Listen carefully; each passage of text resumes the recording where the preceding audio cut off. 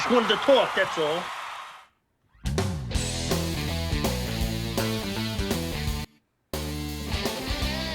Good morning, everybody. It is Monday, April 20th, and the Yankees have the day off, but I don't take days off. Just finished my morning coffee. Typically, I'll have my morning coffee while I do these videos, but instead, you get the fully caffeinated version.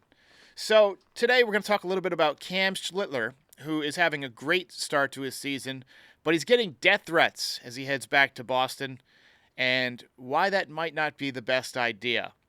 Because this guy takes things personally, and he, I think, is going to deliver a great start. Again, Ben Rice, off to an unbelievable start also, and maybe even better than we expected. I was predicting 40 home runs this winter. A lot of people were saying that he could have a breakout year. The way he finished last season, he got better as the year went along. He was good in the playoffs. But it's looking like he could be even better than we thought. Also, Aaron Judge, off to kind of a so-so start. Now, he's got the power numbers, but not hitting for much of an average, not drawing as many walks.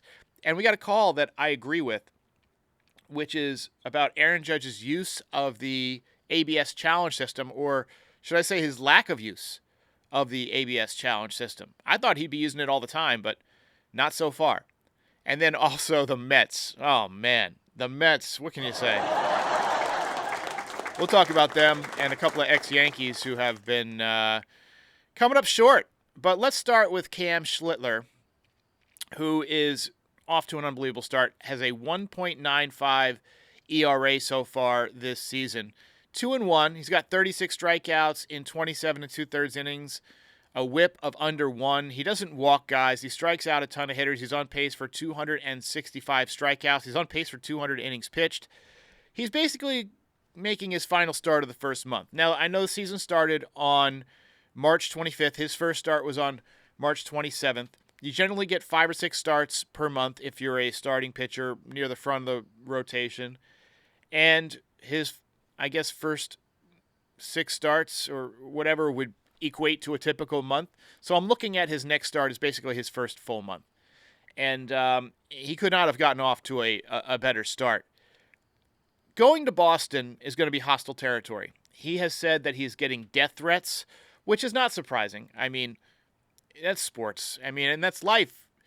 All sorts of tough guys on the internet, right? They want to make death threats. Nobody ever does anything. I've gotten death threats myself. It doesn't bother me. It bothers my wife a little bit when I tell her about it. But, that's always just something that people do because they want to get under your nerve. It doesn't happen, right? It is. Nobody's going to do anything to Cam Schlittler, so I wouldn't worry about that. But I worry that Cam Schlittler might do something to the Red Sox. If you remember the wild card game last year, it was peak Cam Schlittler. That was kind of where he announced his presence with authority to Major League Baseball and to fans around the world, and basically said, "I'm here to stay. I'm a new ace level pitcher." And there is somebody that I wanted to bring up that. Some of you might not love this, but I think it's a good comp for Cam Schlittler in terms of a pitcher. Now, Cam Schlittler is 6'6", 215. You describe him as a big-bodied right-hander, and there's all sorts of comparisons as to, who he could end up being as a pitcher, right? Who's a good comparison? And I think one guy is Curt Schilling. Now, Curt Schilling was 6'5", 235, and his best years were right around the 2000 to 2002 timeframe. In 2001, he was obviously co-MVP with Randy Johnson. He had a 22-6 record with a 2.98 ERA, 256 innings, and 293 strikeouts.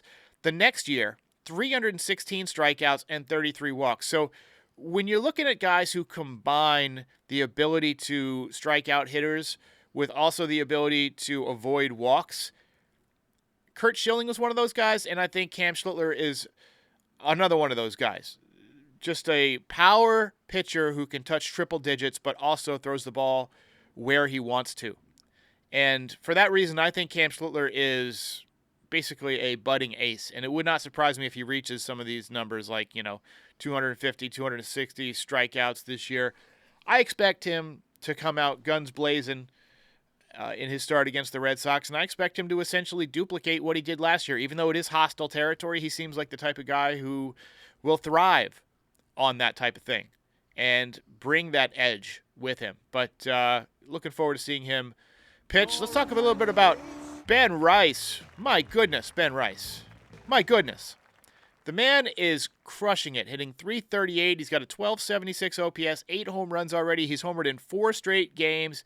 He's already got 18 RBIs. He's off to one of those A-Rod level starts, like in A-Rod's 2007 season when he had 14 home runs in April. And Rice is on pace for 59 home runs and 133 ribbies. He's hitting better against lefties than he is against righties. He's hitting .353 against lefties with a 1332 OPS. He's hitting just .333 against righties. So, I mean, I'd say just .333, but he is just smoking the baseball every time. It doesn't matter, righty, lefty, ambidextrous, doesn't matter. And we've had some comparisons to, Mantle and Maris. Let's tone it down a little bit there, but I think that he really is going to eclipse 40 home runs. I don't expect him to maintain this pace all season long because everybody has slumps, but the better start you can get off to, the more you can have a slump and still end up putting up good numbers. I expect 40 to 45 home runs this year. I don't know if he's going to hit 340. Remember, Judge last year was hitting 400 until about June, and he finished at 330. So averages do drop as guys wear down over the year. You get tired. You get hit by pitches. You get bumps and bruises and collisions and just the general slog of 162 games in 180 days. But I'd say a reasonable expectation at this point from what we've seen from Ben Rice. I think he's a 280 to 290 hitter at minimum, with minimum 35 to 40 home runs, with a potential of 45 plus. I think that's reasonable. And this is a guy who has basically come from out of nowhere. He was not a top 3 or 4 prospect on many lists, and he has turned himself into an absolute stud. And I think it's interesting that some of these guys like Cam Schlittler and Ben Rice, they're from Boston. You'd expect them to be Red Sox fans, but talking a lot of smack and being very much pro-Yankee at this point. Let's go ahead and talk about Aaron Judge, who we got a call about, and I want to play this call real quick because I think it's apropos. What's up, Derek? It's Melvin from Columbus again. I forgot to say in my last voicemail that also Aaron Judge needs to start using ABS way more, way more. I don't understand why he's not using it. I've heard some people say that maybe he's scared of being wrong or whatever, but man, Aaron Boone just needs to tell this guy, use it. He is getting so many balls and that he's not even using ABS on it. So also let me know your thoughts on that. I just remembered. I was like, oh, dang, I forgot to ask you that. But yeah, ABS, Aaron Judge needs to start using it more. He is getting a lot of balls. A lot of fucking balls. Yeah, I think that Aaron Judge should be much more aggressive with the ABS. He's got a good eye. We know that. But both him and Stanton seem to be very tentative and very cautious with using the ABS. Now, Judge, off to a good power start. He's on pace for 66 home runs, I believe. He's got 9 home runs, second in Major League Baseball. But he's hitting just .232. And we really haven't seen him get it going yet. Hopefully this week against Boston. That would be fun to see him get it going against Boston. But I'm not worried about Judge. At some point he will slow down. But I do think it's interesting that he's not walking as much. And he's not hitting for a high average so far this year. And we've seen a lot of guys who played in the World Baseball Classic kind of struggle with that, right? And I think that over time it will come together.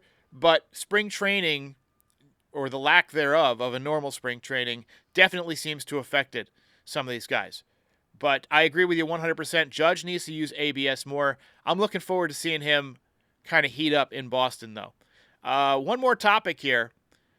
The Mets. We got a call here about Devin Williams. Yeah, hey, Derek. Maybe you could mention how Devin Williams and Weaver have been performing so badly for the Mets in their losing streak, just like Williams did last year to sabotage the Yankees' year at the beginning of the year. Thanks. I don't know if sabotage is the right word. Sabotage implies that it was intentional, and I don't think it was intentional. I think Devin Williams just stunk. I think he was just bad. And he's off to a tough start this year. I'm going to pull up his numbers here so we can take a look. But he doesn't seem like a New York guy. I was surprised that he signed with the Mets because last year he just was not comfortable in New York. He has a 7.11 ERA so far. He is striking out a lot of guys, 11 strikeouts in 6 1/3 innings, but a whip of 2.05. So he's allowing a ton of base runners. Batting average against him. Hitters are hitting .526 against Devin Williams. What did he do last year? Let's take a look at back in 2025. He had a 4.79 ERA. Let's take a look at Luke Weaver and see how he's doing because I haven't really looked at his numbers too thoroughly. But he is not pitching well either. He's got a 6.23 ERA, 8 2/3 innings, only 4 strikeouts, so he's not even missing bats. Although hitters aren't hitting as high off of him, they're hitting just .231.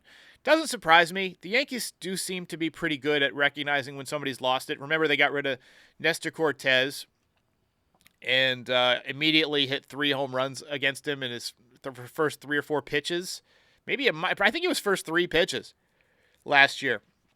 And then Nestor Cortes ultimately did not have a good year. But they do seem to know when it's time to let people go a lot of times. Although if it's somebody on their own team, they try and fix the problem and stick with them for too long. I.e. Joey Gallo and DJ LeMahieu and Josh Donaldson.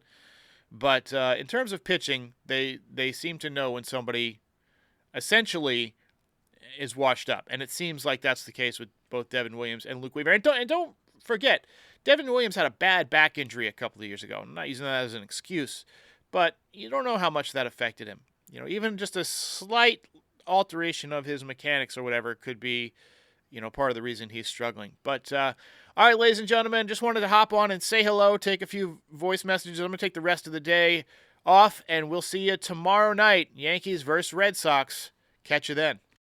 End of story. Hey, thanks for watching. If you're new to the channel, do all the YouTube stuff, like and subscribe. Also, we've got a store, NYYDesigns.shop. It's got all sorts of fun t-shirts, mugs, hats. You can also get podcast merch at Pinstripe Territory Shop.com. We're also on every podcast platform, so go ahead and subscribe to the audio version as well, and give us 5 stars if you don't mind. If we earned it, we'll see you next time.